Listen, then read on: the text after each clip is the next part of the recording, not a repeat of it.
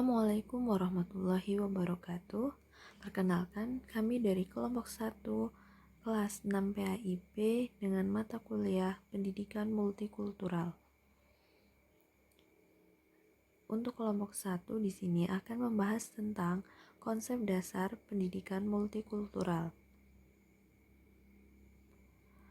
Untuk anggota kelompok 1 yaitu Hana Hanifah, Lutfiana Soleha, Risanti Nurfitria, dan Wahyu Istifani.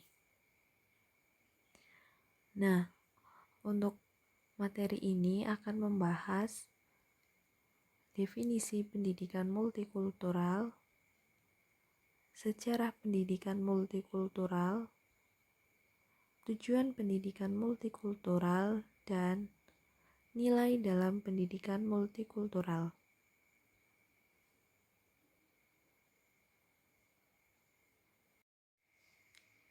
Ya, pendidikan merupakan sebuah bagian dari kegiatan kehidupan bermasyarakat dan juga bernegara yang memiliki tujuan untuk mencerdaskan kehidupan bangsa. Dengan adanya arus globalisasi di era sekarang ini, pasti banyak sekali budaya-budaya yang kita temui di sekitar kita. Nah, oleh sebab itu, untuk menumbuhkan rasa kesatuan dan juga persatuan, maka perlu adanya pendidikan multikultural. Nah, definisi dari pendidikan multikultural antara lain, pendidikan multikultural adalah proses pengembangan seluruh potensi manusia yang menghargai pluralitas dan juga heterogenitasnya. Dari sumber lain juga menyebutkan bahwa pendidikan multikultural adalah strategi pendidikan yang diaplikasikan pada semua jenis mata pelajaran dengan cara menggunakan perbedaan kultural yang ada kepada para siswa. Kemudian disebutkan juga bahwa pendidikan multikultural itu adalah sebuah gerakan pembaharuan dan sebuah proses untuk menciptakan lingkungan pendidikan yang setara untuk seluruh siswa-siswinya. Dari penjelasan tadi disebutkan bahwa adanya perbedaan kultural yang ada di antara para siswa. Nah, perbedaan kultural yang ada ini antara lain yaitu perbedaan etnis, agama, bahasa, gender, kelas sosial, ras, suku, kemampuan, dan juga umur. Agar apa? Agar proses belajar mengajar menjadi lebih efektif dan mudah, dan juga sekaligus melatih dan membangun karakter siswa agar siswa tersebut mampu bersikap demokratis, humanis, dan pluralis dalam lingkungan mereka. Ya, baik, materi selanjutnya yaitu tentang sejarah pendidikan multikultural. Pengertian pendidikan. Pendidik berasal dari kata didik, mendidik, memelihara, dan memberi latihan, ajaran, tuntutan, dan pimpinan mengenai akhlak dan kecerdasan pikiran.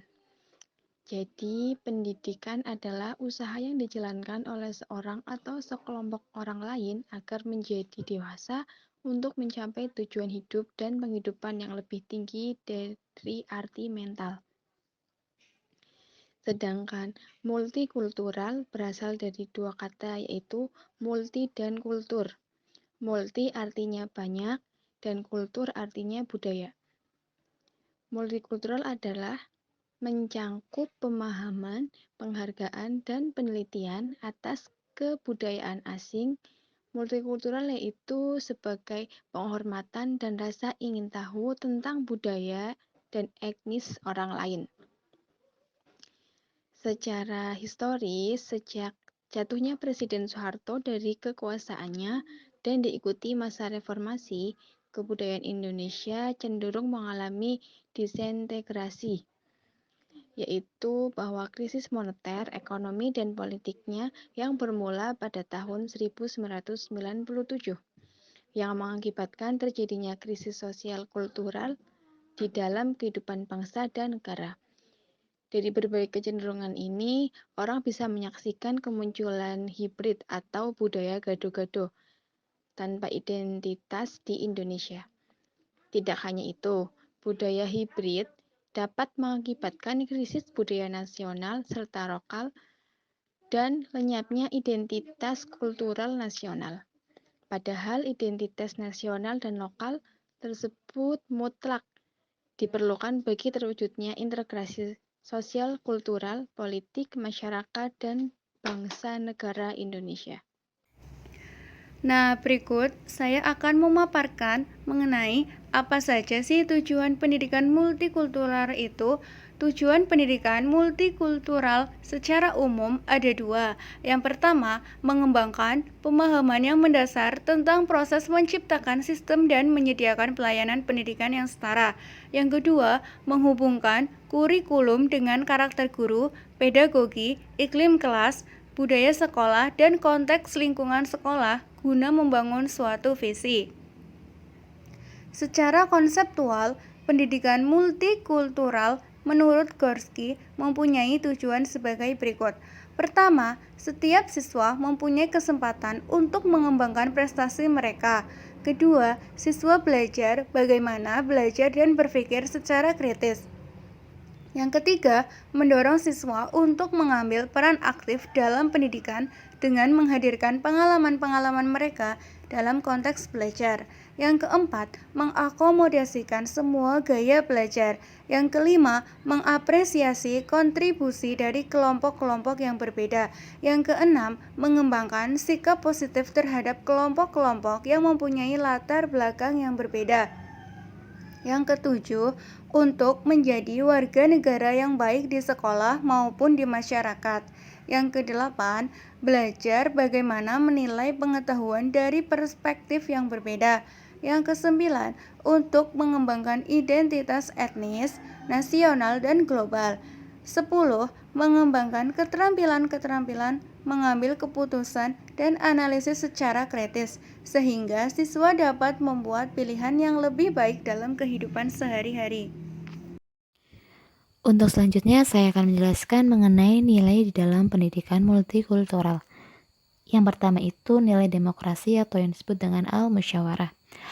Nah, dalam nilai demokrasi ini memberikan pandangan bahwa hidup itu harus mengutarakan persamaan hak dan juga kewajibannya, serta perlakuan yang sama di dalam suatu kehidupan. Sebagai contoh, ketika di dalam pendidikan, berarti harus memberikan perlakuan yang sama antara hak dan kewajiban dalam proses belajar mengajar, entah itu antara peserta didik ataupun pendidik dan juga lembaga pendidikan. Yang kedua yaitu nilai kesetaraan atau al-musawah. Nilai kesetaraan ini menunjukkan adanya tingkatan yang sama, kedudukan yang sama, tidak melebih-lebihkan atau tidak merendahkan antara individu yang satu dengan individu yang lainnya. Nah, dalam dalam pendidikan sendiri, nilai kesamaan itu bisa terjadi pada proses pendidikan, yaitu tidak menjadikan atau tidak memperlakukan peserta didik yang satu dengan yang lain itu lebih spesial. Kemudian yang tiga yaitu nilai keadilan atau al-adl. Nilai keadilan ini berarti membagi sama banyak atau memberikan hak yang sama kepada orang atau kelompok yang sama. Dalam konteks pendidikan sendiri, nilai keadilan ini bisa diberikan oleh seorang guru ketika memberikan materi pembelajaran itu. Mereka memberikannya sama banyak kepada setiap anggota individu yang ada di kelas ataupun di kelas lainnya. Untuk selanjutnya yaitu nilai kemanusiaan atau hablum minan nas, yaitu hubungan kita terhadap manusia yang lain. Nah, nilai kemanusiaan ini pada dasarnya merupakan pengakuan akan adanya pluralitas ataupun heterogenitas dan bahkan keragaman manusia itu sendiri.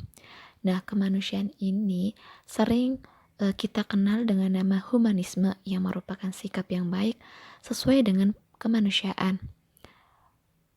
Kemanusiaan ini berarti menghidupkan peri kemanusiaan yang dimana menganggap seorang manusia itu layaknya manusia yang patut dihormati, dihargai, tanpa adanya diskriminasi ataupun sikap merendahkan orang lain.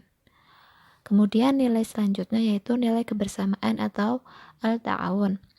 Nah, nilai kebersamaan ini merupakan nilai yang memupuk kekeluargaan dengan semangat perbedaan dari berbagai unsur ataupun kalangan dengan hidup secara berdampingan. Nah, kebersamaan dalam suatu masyarakat ini akan memberikan ketenangan dalam segala kegiatan yang dilakukan karena mereka bersama-sama untuk menjalankannya. Nah, nilai kebersamaan ini harus ditanamkan dan dipupuk, yaitu dengan cara berinteraksi yang intens dan juga bersinergi.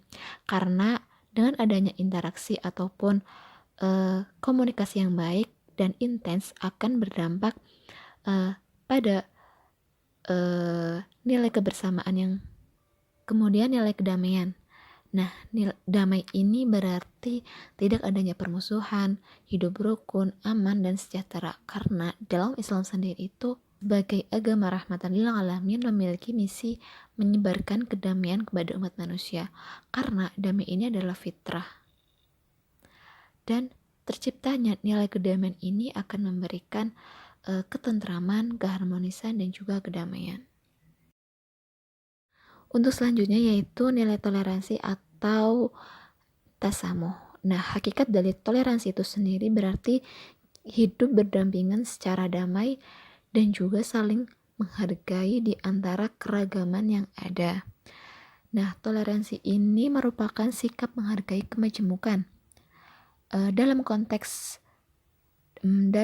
dunia pendidikan sendiri, nilai toleransi ini dapat berwujud dalam sikap mengakui dan menghargai adanya perbedaan. Misalnya, dalam perbedaan agama. Toleransi dalam beragama ini bukan dimaknai sebagai sikap menerima ajaran agama, melainkan pengakuan terhadap agama mereka dalam realitas kehidupan masyarakat. Nah, untuk selanjutnya nilai empati. Nilai empati merupakan kemampuan atau karakter bagian dari kepribadian suatu individu dalam memahami perasaan dan pikiran orang lain. Dengan kata lain, seseorang itu mampu memahami keadaan orang lain, baik itu secara perasaannya ataupun secara kondisionalnya.